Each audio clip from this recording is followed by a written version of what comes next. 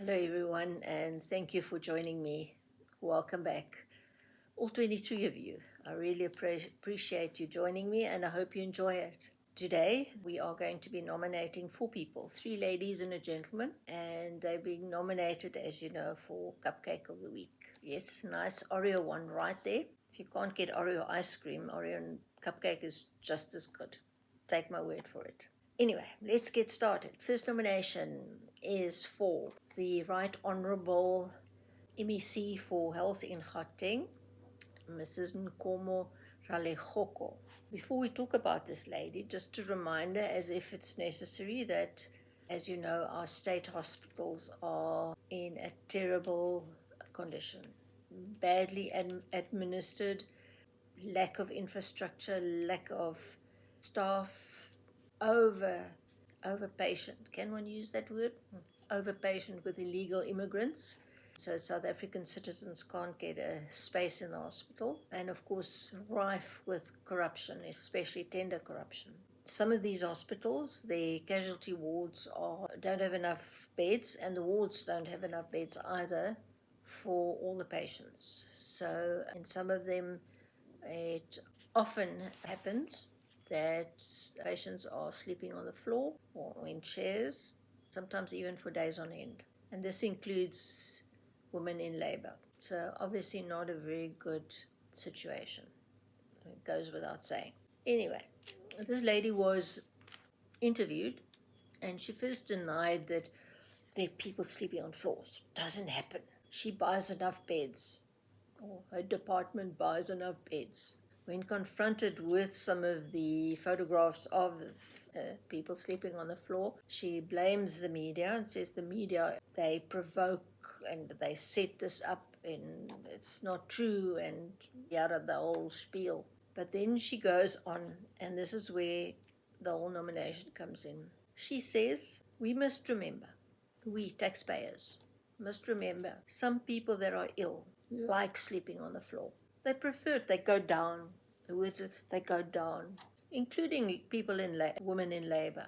Well, I don't know about you, but when I'm ill, I prefer a warm bed and not a hard floor, especially not in hospitals that are badly run and where hygiene might not be what it should be. In a government that's well run, this lady would have already been fired, or if she had any decency, would have resigned. But she hasn't. That doesn't happen in South Africa. But it also just goes to show how out of touch government and leaders are in this country. That they think that people on the ground would prefer to sleep on the floor when they're ill. You cannot make this up. Only in Mzansi. So yes, she earns herself a very nice little cupcake.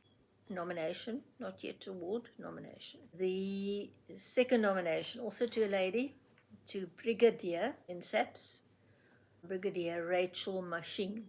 The lady, high rank brigadier, it's not a kokololi on the ground. She heads, and I'm going to read it off my notes, she heads the Quality Management in Forensic Services in SAPS. So a very important position that she holds. Well, this lady was asked to testify in the Madlanga Commission last week, and very proudly said that yes, she's having an affair with Kat. Now, Mr. Matlala is in high security prison at the moment, awaiting trial for allegedly trying to kill his former girlfriend. He is also being accused or alleged accusation of being implicated with corruption, tender corruption in SAPS, as well as maybe a link to the Tembisa tender corruption as well. So a rather notorious gentleman that this brigadier in SAPS, in the South African Police Services, is having an affair with. When asked when she started the affair, did she know this gentleman's background? And she admitted, yes, a friend of mine, I didn't do it myself, but a friend of mine pulled his record. So she knew exactly who he was. And says, no, it's nothing, we were just having an affair. Yeah, can't make it up. Cannot make it up. I'm saying that like every 2 minutes. Cannot make this up. The commissioners confronted her and said, we've got all these WhatsApps, because obviously when she was asked to testify, her phone was confiscated, as well as, I'm sure, Kat Matlala's.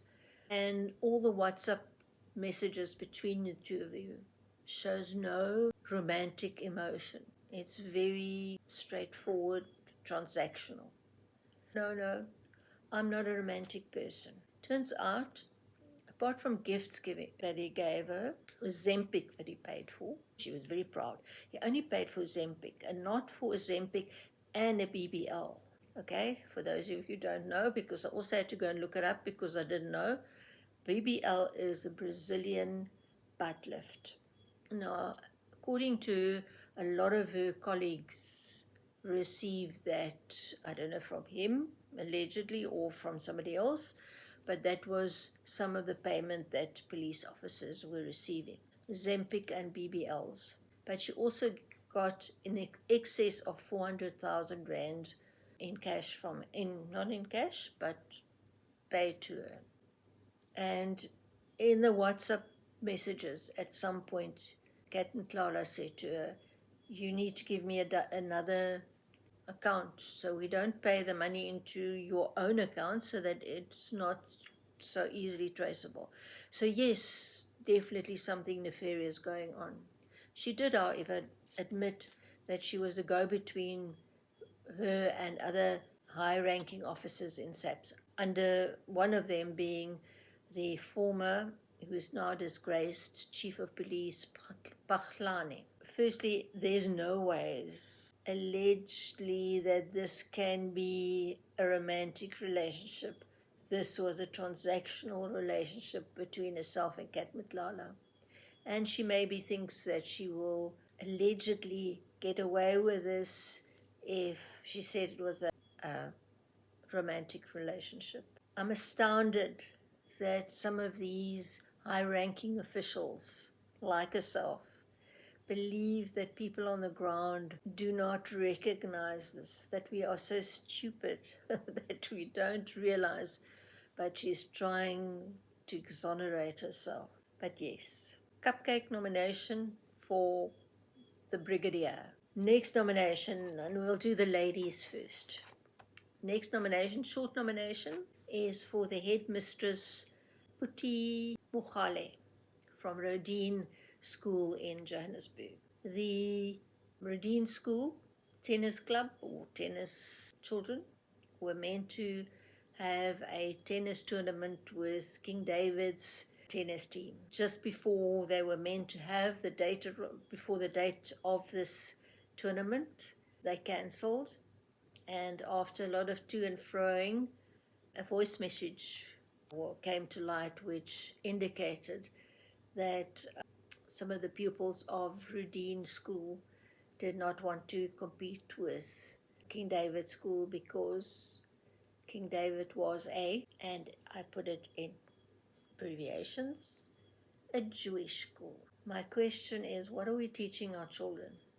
That it's okay to discriminate against religion, against minority groups, excuse me, because the Jewish community in South Africa, it's approximately 50,000 people, so not very big. So what are we teaching children? Are we teaching them that it's okay to discriminate against Jewish children? Because, and I'm sure I don't have to remind you, history has taught us in cases like this, it doesn't stop with Jewish people. It carries on. In 33 to 45, Jewish people, gay people, intellectual people, gypsies, etc. And it has been proven. So this headmistress has apparently already resigned, but she deserves a nomination for Cupcake of the Week. Right there. Okay, last one for this week is a gentleman. And let me just tell you, it was quite a decision to whom I'm going to nominate, because There's a huge amount to choose from, but I don't want to bore you by sitting here for an hour talking about people that should not be in the positions that they are. But the next nomination is for Panyaza Lesufi, the Premier of Gauteng. And why am I nominating him? Well, anybody living in Johannesburg will immediately say to me, water. Some areas, quite a number of areas in Johannesburg, have been without water for in excess of 20 days. Now, just a reminder, they pay for water and electricity. They pay for it, but they don't get it. So, also, water is supposed to be one of the core things that we as human beings are entitled to according to our esteemed constitution. In a interview, Mr. Lesufi wanted to remind us that not having water affects everybody, not only the people on the ground. He also was affected, so much so that he had to go to I'm not kidding, hotel to have a bath or a shower. Now, maybe that's true. He was in a lucky position. He could afford to go and book into a hotel to have a shower. But the majority of people on the ground cannot do that. So a little bit out of sync with what's happening on the ground with the people that have voted for him. So yes, he deserves a nomination for Cupcake of the Week.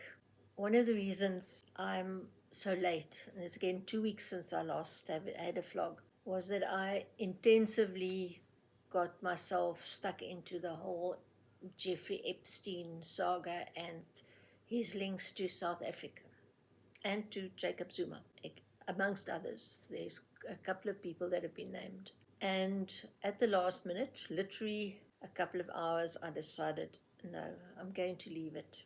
Let's see in the next week or two if anything further documentation comes out. Because as you know, there's 3.5 million documents that have been released. So it takes a while to go through them. Not that I'm doing all of that, but yes. So let's see in the next week or two what's going to happen with Zumpi and the other people that have been named in the Epstein saga. Okay, time to say who's going to receive Cupcake of the Week award. I think all four of them are well-deserved nominees and should get it, but standing out for me is the Right Honourable Minister of Health for Gauteng, Mrs. Nkomo Ralegopo. I do apologize, Ralegopo. So, ma'am, especially for you, a Oreo cupcake. There's the Oreo, you can see it. Enjoy. Very few people get the honor, so you're our awardee for this week. Okay, if you enjoyed this, I hope you did. I certainly enjoyed making it, getting all the information together. But if you enjoyed it, please like and subscribe. It would certainly help my YouTube. So, yes, thank you for joining me, and I'll see you in a week's time. Cheers.